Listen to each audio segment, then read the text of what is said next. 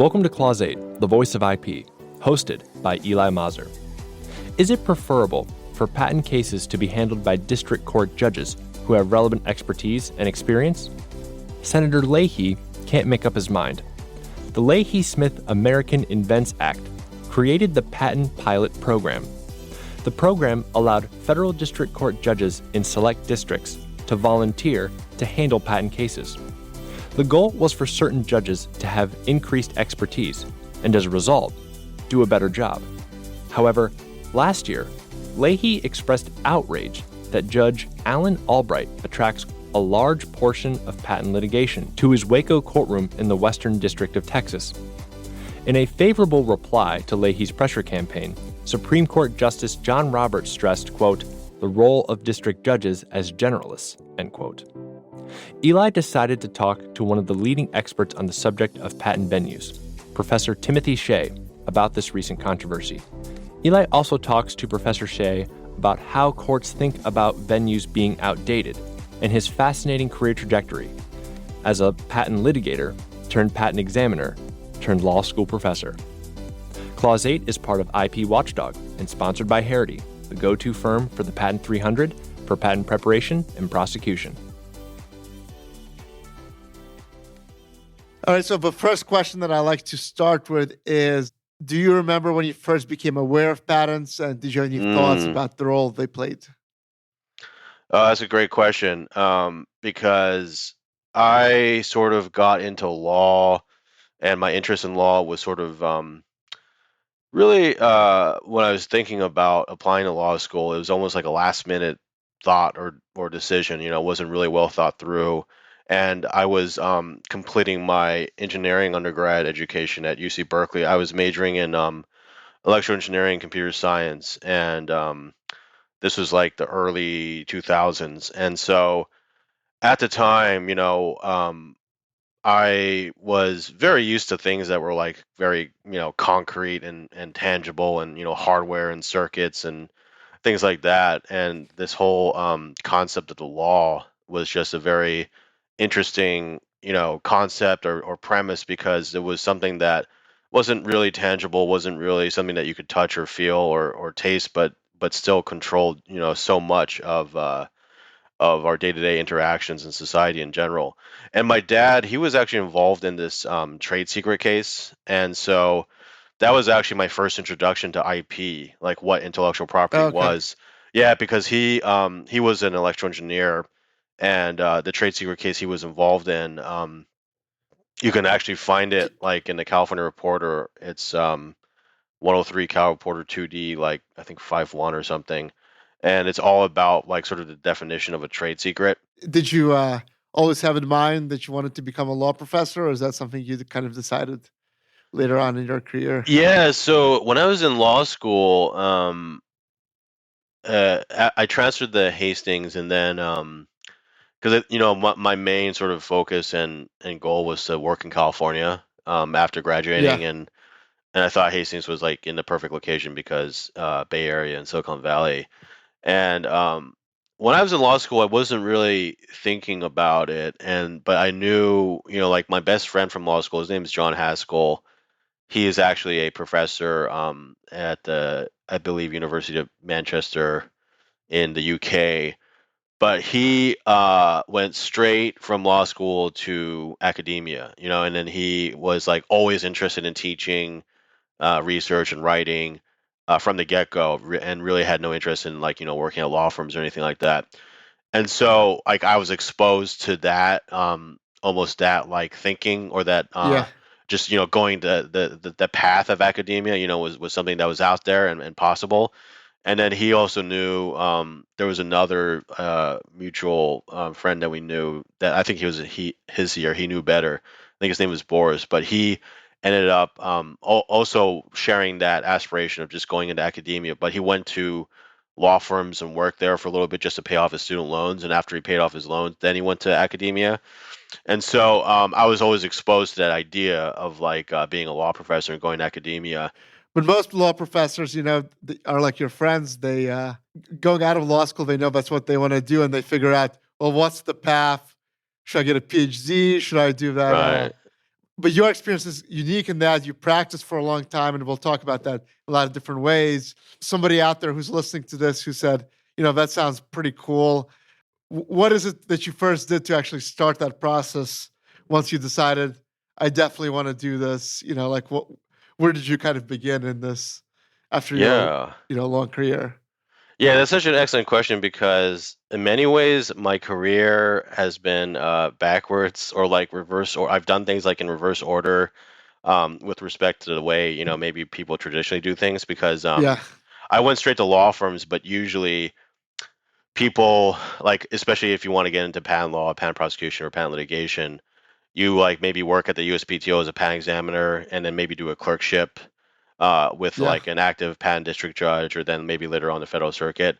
But I, went straight to law firms after I graduated from law school, and also like didn't really like. It was also another misconception about I had about like clerkships and working in the federal government. I just thought like, oh, I just wanted to go straight to law firms and start making money. And for clerkships, I thought like, oh, they'd only, the judges only select, very top of the class. Like, I shouldn't even. It's just like a waste of time to even try to apply, which is not true at all. And it's one of those things where it's like purely a numbers game, and you actually, especially if you want to get into patent litigation, there's a lot of judges who look specifically for law school graduates that have that background, and then it's just purely a numbers game. But anyway, I was just working at law firms. I was just working for law firms for almost like close to a decade nonstop, and sort of like um, burnt out and just really just having such a narrow, laser focused drive at working at law firms and just billing hours and wanting to, thinking to myself like, yeah, it'd be great if I could try to get a in-house job or go into academia. You mentioned your non-traditional history, and you actually ended up, after your clerkship, you went to work for the USPTO as an examiner, Right. which before your academic career, which is similar to Albert Einstein's path. He was a patent He was examiner before an at the academic. Swiss. Right. What motivated you to go work for the U.S. Patent Office as an examiner? What did you learn about the patent system from working there? How does the U.S. PTO do a job, granting patents? Absolutely. Yeah, that's a really excellent question because I would say, the main motivating factor was I had such an incredible time doing my clerkship with Judge Payne that I wanted to do more. Just wanted to do more Yeah. clerkships first of all, and so after like my clerkship with Judge Payne, I was at like a IP litigation boutique in LA for a little bit, but I really wanted to do more clerkships, and so afterwards, I was working. I was doing like sort of a judicial law fellowship or pro bono clerkship with Judge Michael Shipp in New Jersey, and then like half a year clerkship with Judge Candace Westmore in the Northern District of California. She was another magistrate there in Oakland specifically, and I knew the career law clerk from law school, and she was out on maternity leave, and then so they just needed a clerk to replace her for like this latter half of 2018. And so that was great too. I was able to see, Indy Cal and like historically, very active patent litigation court, and even get a chance to talk to Judge Ronald White, who was sort of like the grandfather or the creator of the patent local rules, which is the subject of another paper of mine. But it was just like I just really loved the experience of clerking and really getting a chance to sort of pull back the curtain and see how everything works. And I just learned so much from my clerkships that I wanted the same type of experience, but just for patent prosecution. Because for my the majority of my career, I started out doing patent prosecution and just, office action responses and drafting patent applications and doing all that. And then always just viewing the examiner as like just the decision maker, but many times I just, a lot of things I assumed, I thought like, oh, the examiner, like they must know every single piece of prior art out there or the universe of everything. And so if I asked them to give me a hint, they'll let me know. Or things like, like I also thought that they had a lot of power. They could just say no. They would just say, I mean, like even though you try so hard to like, come up with some argument or even cite some cases, they'll just, if it doesn't convince them, they'll just, repeat the rejection. And I always found that so frustrating as a practitioner because I thought like, I mean, come on, like, this case is so on point, or like, 101 at back at that point was hardly at the level it is now. It was just really easy to overcome 101. It was almost like a claim objection. You would just add a non-transitory or something, and then you would be done. But 101, the 101 stuff I see now, but then, like, if you didn't think their responses were persuasive, you would always try to appeal it.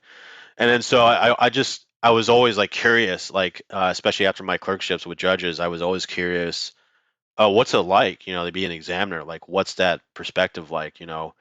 Is that really true? And I wanted to understand, like, that sort of the truth behind that power, of being able to just say no if you feel like an argument is really convincing. And so when I started as an examiner, I realized like several things. There were also misconceptions, like the fact that, when I was a practitioner, I thought like, oh, they must know every single prior art out there. And then when I became an examiner, I realized no, that's not the case. Like, we don't know anything that's out there, and then it's always just like a search. You have to perform the search, right? And that became like uh, just apparent immediately. The fact that there would always have to be like a further search performed, or I wasn't even aware of the search tools that were available, but we have a search tool at the USPTO for examiners, and it's sort of evolved over time. But I wasn't even like, when I was a practitioner, I just thought like, oh, where do they find their stuff, like on Google, or just like, I didn't even know that there was like these databases. And the same thing with like, making arguments. So when I joined the PTO, I became part of the business methods art unit. And so that's like the 3600s. There's part of the 3600s that are devoted to like radars, but the majority of 3600s is like, anything So the for business, just for the listener, so the business method art units are notoriously the most difficult ones to get patents allowed. right.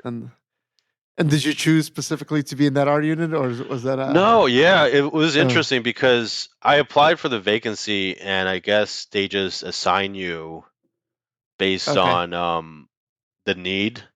And so I think like in the past, I might have applied and got an offer, and they assigned me to some like double E, like circuit unit.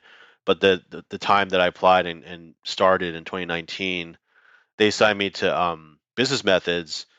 And I later learned that they like to hire lawyers, mainly because of 101.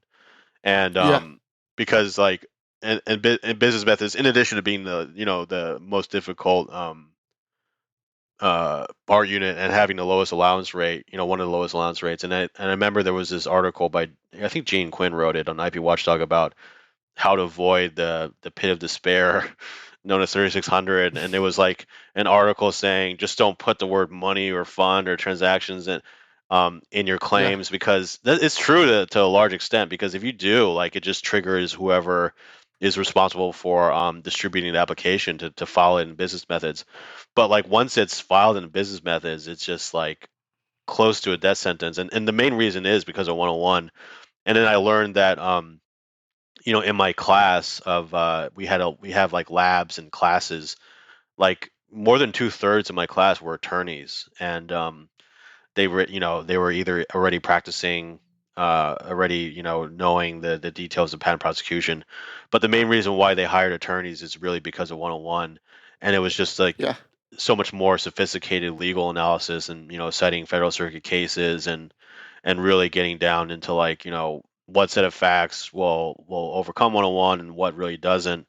And because when I was there, Iancu came up with the 2019 PEG, or Practical Examination Guidelines, and that actually led to a lot of clarity. But the thing it was just a point where before that, the examiners, many of whom did not have any legal background, were just like throwing one-word case sites back to the attorney, and the attorney was trying to make legal arguments, and it just became an absolute like mess. And people were just like, the examiners were saying, yeah, like in Bascom, DDR, EnFish, and then just like not even citing the pages numbers or anything like that. And then I mean, in their defense, I don't think the Federal Circuit could have done better applying their own precedents. Right. Yeah, that just adds, so much more confusion, because Yeah. you can find 20 cases going one way, 20 cases going the other, but at the end of the day, there's no clarification on how, this specific technology claim should be allowable or not under 101. During your training, that business method examiners are kind of trained to be more rigorous, or some might argue unreasonable, in terms of allowance, in terms of preventing cases from being allowed. Is that kind of the...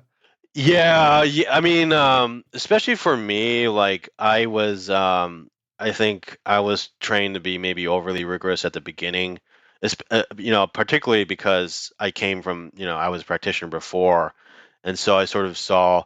But when I was a practitioner, I never prosecuted business method patents, and I only did focus on double E related technologies for the most part.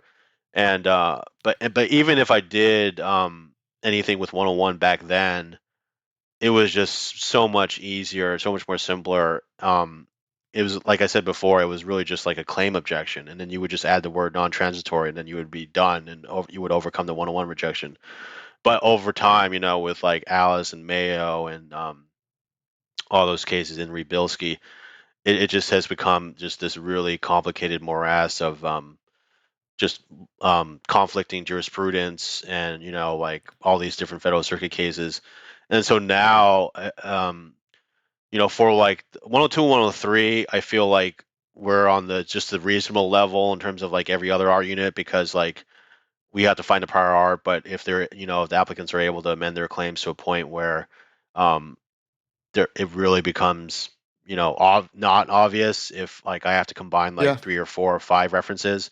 So that's probably like your standard level of difficulty, but I think the main roadblock is just 101. Do you have any advice? Let's say you get a difficult examiner like yourself, and you can't get a patent application allowed. What advice would you give to an applicant? Like, what's any tricks, that you would suggest? Yeah.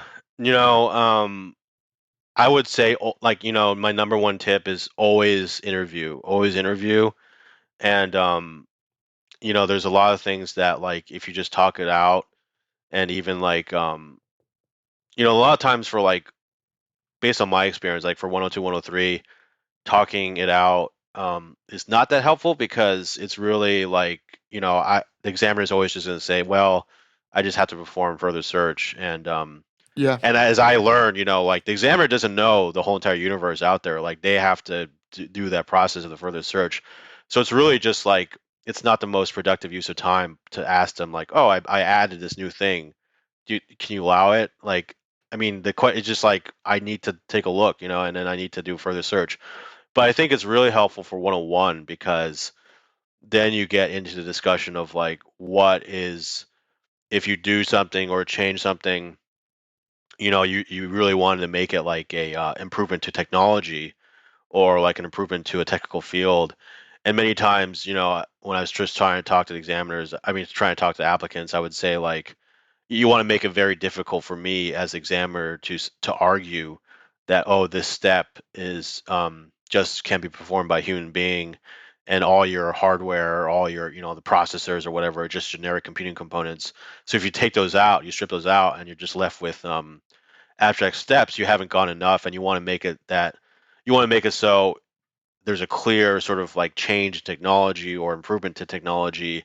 And so that would be my first tip. Like, always, schedule an interview, and always see if you can talk it out with the examiner. And if there's still like a junior one, there will always be a primary on the line as well. So they might have some ideas, or maybe more like open to allowance, or open to like brainstorming. Because I have, like, one of the primaries that I work with, he came from a VC background, venture capital background, and so he's really gung ho about like trying to brainstorm and collaborate and work with applicants, to try to things they can incorporate. But I've had other primaries that are like very, I would say, like, almost, and they're like very jaded, and sort of anti-applicant. So like, they're not as open to and it really just very really just depends. But I feel, in my view, like, because of like I just feel like they have this saying, we were the patent office, not the rejection office, and really the goal is to try to allow as much as you can. But the thing is, like, you have to really justify it. My second tip would be like, especially for 101, I see this all the time. I always see, and this is related to the first point, but I always see all these like pages and pages of just like legal arguments and case cites and Berkheimer, and it just that really is like not that persuasive, especially if you do it all the time, and an exam there's a high chance the examiner might just get annoyed and just have to like slog through all those legal arguments when you could just pick up the phone and call them and just try to talk to them Yeah. and just make an amendment and then just save all that space That's great advice and mirrors my own about interviewing about full-time interviewing. Yeah, prosecution. So, exactly. so I agree with all that. So we talked about how you were clerking at Eastern District of Texas, and I'm guessing that's where you got your interest in patent venue as a academic subject. Interestingly, you wrote 2 articles about it. One has been published, one you're in the process. One you wrote both after TC Heartland, but one you wrote before Judge Albright became the Judge Albright we know today, Right. and the other one you're writing now afterwards. So my first question, in that first article, you talk about, how Delaware and the Northern District of California were going to become the two destinations, I guess, for patent cases that if they weren't allowed to be in Texas. How have they performed since TC Heartland, do you think? Just for background, you said, here's a quote, due to the lack of resources, patent law expertise, patent trial court experience, and lack of a deep bench of judges, as in the case of Delaware, these courts might be ill-suited as transferee courts receiving the brunt of the nation's patent cases. Yeah, no, that's an excellent point. I think that when I wrote that, they had not yet appointed a new district judges to Delaware. I think they have, Judge Combe Connolly and Noreka, and now I think they're a full bench. But at that time, it was like I think they only had one active district. It was just like they're a small court to begin with, but they had like 2 or 3 vacancies, which was really like, and they had to sort of rely on visiting judges. And I remember I even had like I had a clerkship interview with like the chief magistrate judge, Mary Pat Dinge, and I remember when I visited, like she was saying some like one part of the courthouse was like flooded or something. It was just like they had to deal with all these like challenges on top of these new cases, all these new cases coming in because of TC Heartland. But historically, they've always been a very active patent district court. For the reason that of the fact that many companies incorporate in Delaware, and so that gives you instant venue. And so my time when I was also in practice, like at that one IP litigation boutique and also doing patent litigation, there was just and that IP litigation boutique represented more MPEs, and so for ND Cal, a lot of MPEs just hated ND Cal and just didn't want to file there because there was a much higher chance that the judges would grant 101 motions and just throw out their patents, versus Judge Gilstrap requiring he had this requirement of you had to submit a letter and then you had to go through all these extra requirements in order to basically even file a 101 motion, and then the chances of it being granted may not have been like skewed towards denial, but it was just harder to even lodge a 101 motion. So ND Cal, but historically ND Cal, because of it being in sort of like the hotspot where all the tech companies are, has been historically like a leader for patent litigation. But just the numbers are not as much as Eastern Texas or Western Texas. I think mainly because mainly because of this reason, because there's another great paper by I think Brian Love and James Yoon, and they talk about like why do so many MPs file in EDTex, and it's really because there's all these in the aggregate. There's all these really small procedural advantages that benefit plaintiffs. Most notably like the fast trial time. That's probably the most beneficial. But all these other little benefits that make it more attractive for plaintiff MPs to file. So the fact Yeah, after TC, sorry. Another way to put that faster trial time is that the patent owners get their day in court, right? Versus some of these other districts where if you're talking about 10 years, in some instances where it's, yeah, and then just like the average federal judge in your average district, like they absolutely hate patent cases, and they're going to take forever if they do end up trying one. But in ED Tax, it's like another week, another patent trial, and then they've gone down to an art and a science. Same thing with Delaware too, and I think Judge Albright has that approach where they're able to do it extremely efficiently in the Western District of Texas, in the Western District of Texas, and also like just if you look at the claim construction numbers of the judges that are there, like the top number I think is like in ND-Cal is like it's definitely under 1,000, but it's like 600, 700. So that's considered like a lot, like in ND-Cal. But none of those judges are like in the top 10 because all the top judges who construe the most claim terms are in ED Tex, Delaware, and very impressively, Judge Albright was appointed, I think, in 2019, right? And within the course of like 1 or 2 years, he's up there now. He's one of the top. He's construed the most, some of the most like in terms of like he's like I think over close to 1,500 or something. But that's really impressive. Like within the course of like 1 or 2 years. But Delaware, the numbers overall, like for claim construction, like just as a metric to sort of see like, oh, not only how many patent cases you deal with, but how knowledgeable are you about, claim construction and how many Markman hearings you do, which I think is more of an accurate indicator of how knowledgeable the judge really is. But if you look at, so for Delaware, the numbers were higher and you had like a lot of experienced patent judges do things. But my consensus from working in IP litigation firms was that Delaware is a lot more unpredictable, and there's a lot of judges who sort of like do interesting different things when they construe claims. Like for example, retired district judge Greg Sleet, who I had a preliminary clerkship interview with.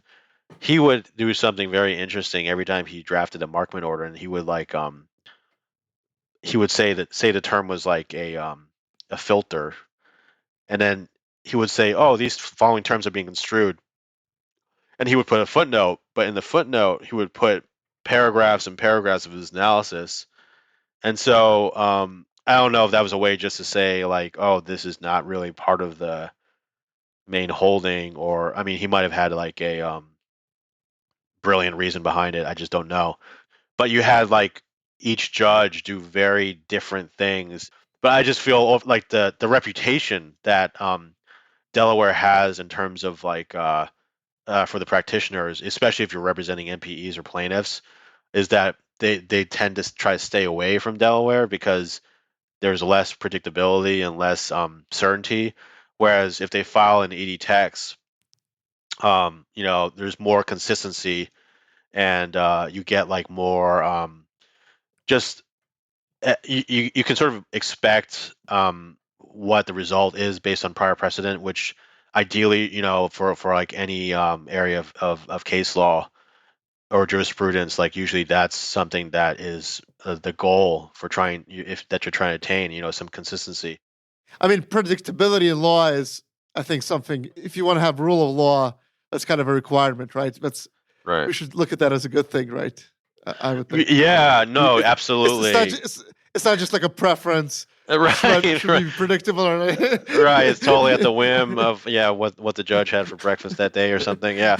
No, absolutely, yeah. No, that I was gonna say that's like I try to make that like a consistent theme through both papers, in that that's really ultimately good for patent law, and the fact that a lot of people complain of like, oh, there's this renegade district or whatever, and like all the people are filing there, but ultimately, if you're able to like get a stronger body of law, like more consistent decisions and rulings, and also decisions and rulings that are not challenged or even if they are challenged to the federal circuit maybe affirms them more often than not.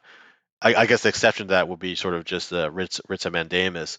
But aside from that, just like any rulings on patent law concepts, and similar also to the PTAB, because there's so many PTAB IPR. I also, if you want to talk about I also clerk for Judge Jameson Lee, You're right. APJ at the PTAB. Yeah, and I remember going to this talk where they said that just on the maybe it's some procedural issue, there's more unpredictability about how the federal circuit is going to rule.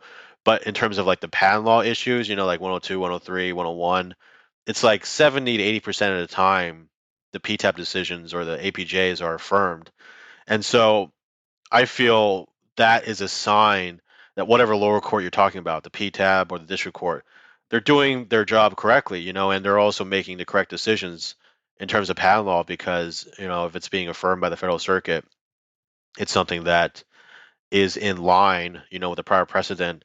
And as a result, that body of law or patent law specific rulings coming from that court are more trustworthy than say another court that has not had that level of experience or the number of cases. And and then when you're looking at two courts that have a lot of cases like Tex or Western Texas and then Delaware, that predictability component becomes even more important, because you're sort of saying you want a body of law that is just consistent, through and through. And that's ultimately, like, I feel the objective for for these district courts, especially district courts that deal with a lot of patent cases. Putting the legal arguments aside and the legal precedents aside, I kind of want to talk about the concept of venue. After TC Heartland, you can sue a U.S.-based plaintiff in Delaware, where they're likely incorporated, or where they have a regular and established place of business. Do you have any thoughts about whether that concept itself is outdated? You have these trillion-dollar tech companies that are literally make money by billions of dollars by being everywhere at all times, at least through the internet. Right. And yet you can only sue them if they have a physical structure somewhere. Right. Do you have any thoughts about that? Is it like, we're arguing about something that kind of, Yeah. why No. is that even an issue about? Yeah. Oh yeah, I agree with so much with what you just said. It's just almost like it's one of those many examples where the law is lagging behind the technology, and it just the stuff from like Forco or from like years and years ago, the precedent that they were applying in the TC Heartland case is just like ancient. It's like about glass, just sort of like this really basic technology. But I feel yeah, it's just like one of those things where, like, it makes Apple think and just say, oh, we don't want to store in close to Marshall, because that's going to be able to allow plaintiffs to sue us in East Texas. Yeah. And it just I feel it is, yeah, the framework is really outdated. And if especially because yeah, Chief Justice Roberts mentioned that taking a look at venue in patent cases, or not only just venue overall, but also like when you're talking about filing a in the case of Waco and Judge Albright, like Yeah. specific divisions within the district court, like really trying to come up with because I feel like at this point it's something outside of the whatever Congress can do, they won't be able to sort of change that. So it might be something where it could be like a local rule or procedure, or something that where um, it's more of like a regulation that governs where those filings happen. But I agree, and then through case law too, they can sort of shape the application of the ultimate holding from TC Heartland. But I think, yeah, I really think like the regular established place of business and having to have like a physical brick and mortar location is extremely outdated. And nowadays too, especially if we've through COVID and quarantine, everyone is sort of like working from home. And now that you can work from anywhere in the country pretty much, um that means that you are dealing with the technology. You can deal with the technology from anywhere in the country. And it just becomes like this whole notion of having to live somewhere just to commute, or be based somewhere just because the company's there is now it's like, considered like outdated, and we're just living like in, a virtually connected world with the internet, and um and I think, the any venue laws, I think, should be updated accordingly. And I agree too, ultimately, with that if there was any reform, because that allows, the best courts that have that knowledge and have that expertise to hear those cases. And so, and that's why in one paper I argue that the ED text is the closest thing that we have to like a patent trial court, that is, not the PTAB, but something where if there is any like patent law, like say the federal circuit just had like a trial court just dedicated to patent cases, and so like for that type of court, you would ideally want like the most experienced judges who've dealt with the most patent cases and have the most knowledge to create like this consistent body of law. Very much like how, yeah, all the APJs hired at the PTAB also have significant patent law expertise and also technical backgrounds. And I feel like if the venue laws were changed to sort of allow this, allow filing anywhere, then you would, I think overall you would get a much more consistent body of patent law across the whole country, as opposed to, sort of unpredictable, like rulings or things that, the federal circuit has to resolve based on jurisdiction. Yeah. Yeah. And that's another interesting point that you made in that paper, is about, which I think seems self evident. You want the judges who are handling cases to have experience handling it. I know, like, whatever the cases the Southern District, district court judges in the Southern District of New York handle, maybe bankruptcy cases or big bankruptcy cases. Right. In the DC district, probably, having to do with agency, federal government. They have a lot of Right. experience with that. It seems to have flipped on its head when it comes to the Western District of Texas, where you now hear the argument where I haven't personally heard it before, where no, we want the district court judges to be as generalist as possible. Mm. And the fact that one district court judge says he has experience in a certain area of law, or too much experience, is a bad thing. Is that just a talking point? How do you see that? Right. No, that's really like one of these really controversial points, and I'm glad you brought it up, because Paul Gugliozza at Temple, he has this great paper too. I think it was titled like, federal judge seeks patent cases, and he did like a mock-up of like a Craigslist ad or something that was like, Judge Albright just actively like um trying to encourage filers in his court. And I think, in that one, like later on in that article, he mentions that the patent law, like basically like the concern before for TC Heartland was forum shopping, right? But he sort of frames the issue now with Judge Albright as judge shopping. So it's like, the parties, but I think there's nothing wrong with that, because the parties want like the fairest shake possible, and want, the best judge that's going to give them the fairest result, that has the most knowledge and the most expertise in a certain area, Right. and it's like, and I feel, they're totally entitled to that.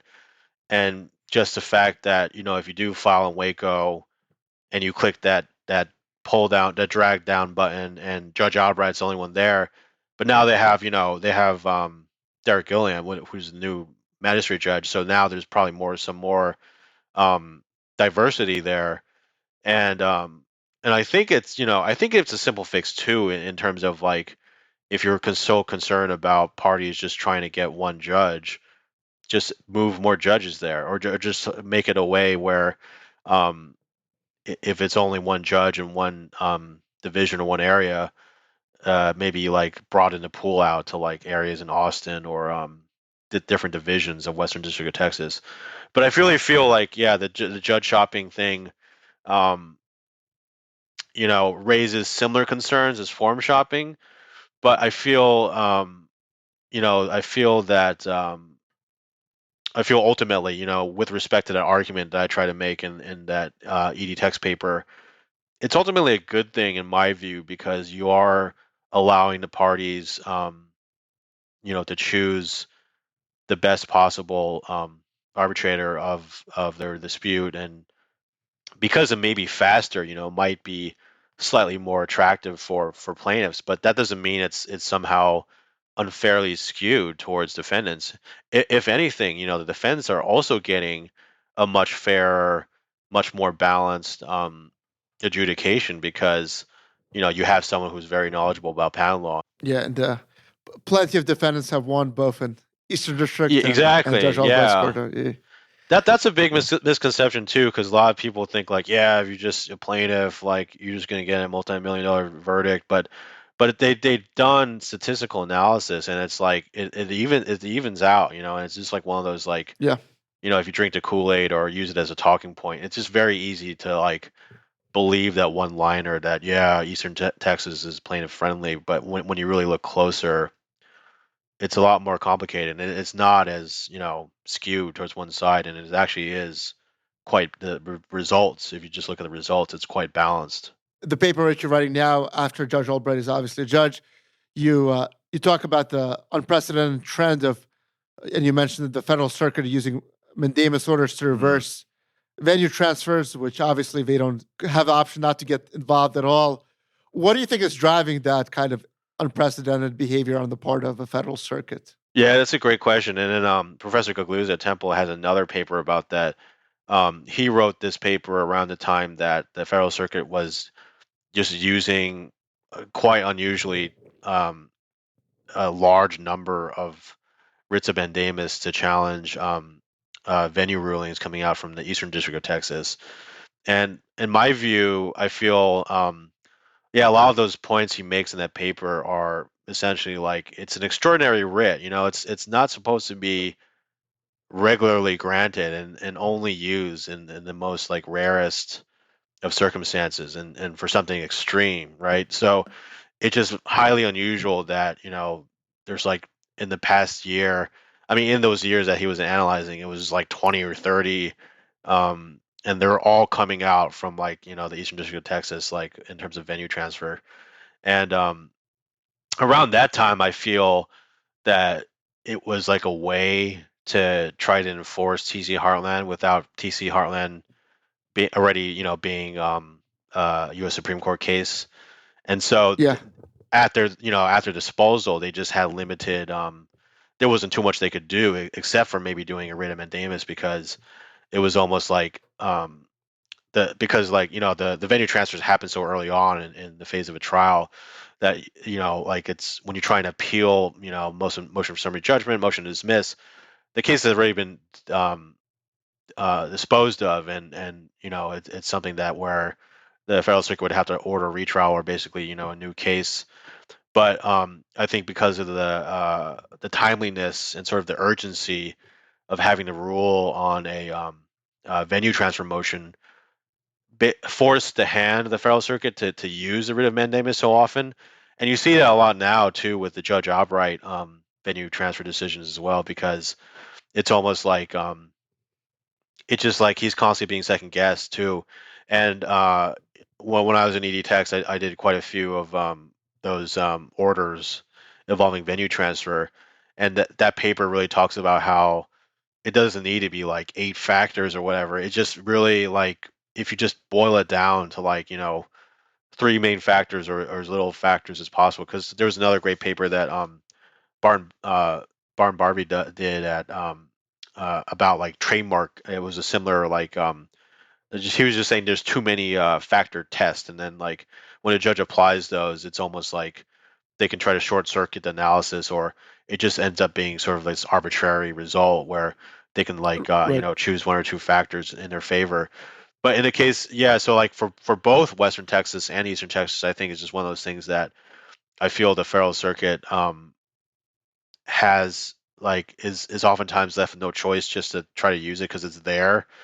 And I think like if there may maybe to prevent it from being used less, um, maybe require like raising the bar, making it just like a lot more difficult to do a writ, and then and because really it's something that the Federal Circuit should really respect and not try to step on the toes of, in terms of, like, the trial court's this discretion and trial court judges' decisions.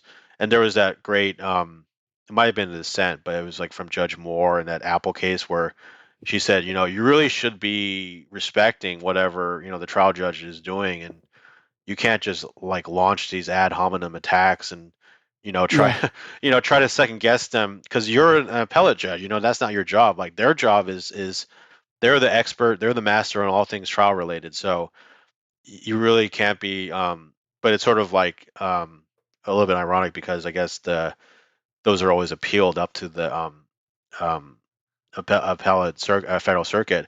But something like venue transfer, that's totally within the scope and purview of what a trial court judge should be able to decide on their own, without really Yeah. any challenges. But oftentimes it's like you have the parties complaining, the parties who don't want to be in Eastern Texas or West Texas, like they want to be in their home court, like Indy Cal. When I read some of those Federal Circuit decisions about the cases Judge Albright is handling, they seem somewhat hostile. Oh yeah, Maybe over the top. right. I guess in my view, and it's kind of like, I'm not sure how it benefits the system, even if they disagree with the ultimate decision, to kind of frame it in that way. Once again, I guess I want to, there's an argument that honestly, I'm not it's not an area of expertise, but the Federal Circuit is interpreting these precedents and so forth in a way maybe that's different from the way the Fifth Circuit would. Obviously, the patent cases from Judge Albright's courtroom, they go to Federal Circuit instead of a Fifth Circuit. And you have this Right. dynamic now, which I find maybe possibly troublesome, where you have saying, no, cases shouldn't be tried in Texas, they should only be tried in Delaware or Northern District of California. It's not like they're sending them all over the place to, most of the time, it's not like they're going to Right. a random district in the United States. I mean, does that present a problem of its own? Do you view the fact that now you're concentrating all the cases in? Yeah, you're not really solving the problem. You're just like Yeah. just trying to move it elsewhere. No, totally. Yeah, I feel like that's funny you raised the issue of senators too, because like there was sort of this um conspiracy that this conspiracy theory that like a lot of the senators were trying to keep those cases in East Texas, or I mean now West Texas, but East Texas for a while longer, uh, because it's a stimulus to the local economy, and it creates jobs, and you have almost like this it's not tourism, but it's almost like just this constant influx of Yeah. travelers. And um but I feel like I just don't really buy that, or just feel like it's a boon. I mean, it's a benefit that like is nice to have as a result of so much activity, so much people traveling into one area. But I just feel like, why would it just seems to be such a small benefit that, like, the senators or lawmakers why would they try so hard to try to architect the venue law? And it wasn't really of their doing anyway. It was just a fact that Yeah. the patent venue statutes were relaxed enough, or just easy to, like, some lawyer's closet, would count as venue, that it was just constantly exploited by the MPEs. And the MPEs are really the drivers of patent litigation, and so wherever the MPEs want to go, that's where you're going to find the majority of patent cases. And so that's why, as a result, Western Texas are top, but Delaware, like I said, the unpredictability factor, I think that factors into a lot of their preferences for not filing in Delaware. But they're it's very easy to get venue, so they file there anyway. But ND Cal, it just, they want to stay away from there as much as possible. But I think just one of those things where, like, where you're if you just sort of like not solving the problem of venue, if you're not solving like that forum shopping issue, and you're just sort of changing the forum, then that, you might have like a new problem like that's created in the forum wherever you sort of shift the cases to. Um, but the key question is like, is that even a problem? What is sort of the concern that because I think like in that letter that Senators Leahy and Tillis drafted, Yeah. they were sort of concerned about oh, it's like the parties can just choose a judge or whatever. But my arguments before from my papers was like, is there really a problem with that? And if that is such a big problem, like, now there's a new magistrate judge there, and you can, maybe like expand the Waco division to cover other divisions that would be, that you just like draw the jury from, and maybe just try it in Austin. So I just feel like one of those, and I think like it's good that Chief Justice Roberts mentioned like wanting to do that full investigation and look at like really the issue of fairness, for venue. Like, is there really a concern here, or is it something where it's not really so much, you're not getting like a particularly biased decision by having a case heard by a very experienced patent judge. And I mean, to the contrary, I think you're getting a much more fair decision versus like if you were assigned to a judge who had like zero to no patent law expertise. And so that, like, you want to avoid that. And then I think the situation for getting a case before Judge Albright is something you actually want to encourage. In that letter that you mentioned from Senator Leahy and Tillis, they make it seem kind of something improper about the fact that a judge is interested in And hearing a certain type of case. right. And Senator Leahy, his beloved AIA, included the patent pilot program, which was designed to allow Right. district court judges to volunteer to hear patent cases. So I personally have to question if they're now kind of scrambling to find reasons why they think that Judge Albright is allowing patent cases to go to trial is improper somehow. At least that's how it seems to me, Yeah, I mean, it's sort of humorous because it's almost like, it's almost like, I just want to say for like for judges taking on patent cases, like it's that quote like, oh, it's a dirty job, but someone's got to do it. Because the average, like I said before, like the average federal judge just absolutely hates patent cases, like with a passion. Like they don't want to. Yeah. Because not only is there like a complicated layer of technology that you have to understand, there's also a complicated layer of like the procedures that are specific to patent law. On top of that, so you have like almost like this double like just this double layer of complexity that would judges absolutely hate. And then and so if anything, I feel like a judge actively encouraging not encouraging but just making himself available to take those cases that the average federal judge hates should be encouraged, or even like he should be given resources that maybe like other very knowledgeable patent federal judges should be sent to his district or appointed near him, so that now instead of just one judge, you have like sort of like this group of judges, and it's almost like then you have sort of a similar situation like how ED Tex has become over the years, where you have like just many judges in just different divisions, like not just Judge Gilstrap but like Schrader, and now there's new judges in Tyler. But when I was clerking, there was a vacancy.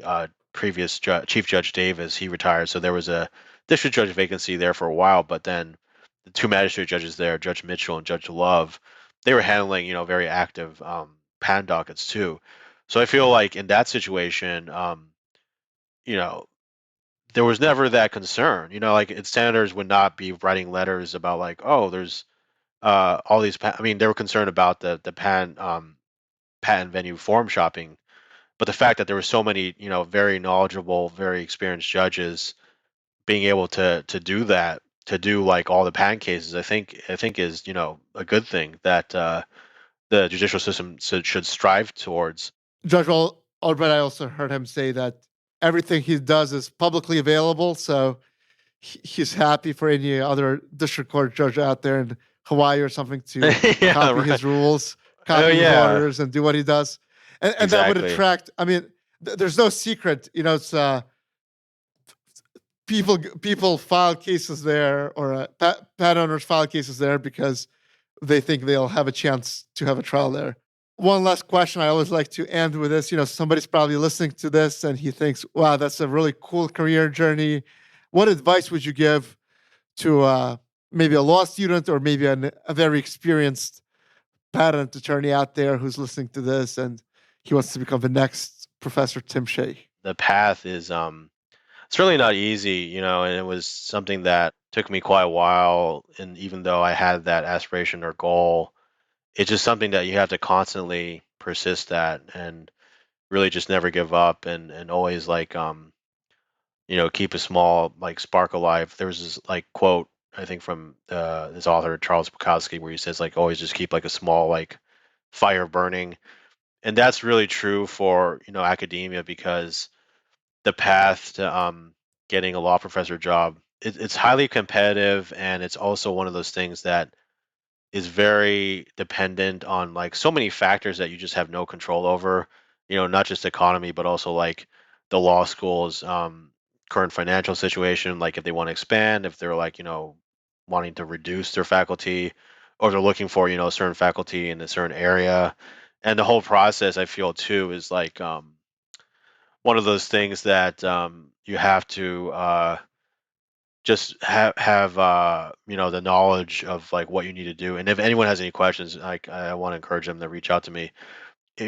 My main point of advice is really just keep writing and try to keep publishing, because that's the main almost metric for tenure. And also when you as a professor, just the work that you do is really mainly scholarship. Teaching too is one of those things that you can learn on the job. But if you show interest, or if you can somehow get an adjunct teaching position, that's great. But I think a lot of law schools don't expect entry level professors to have that teaching experience already.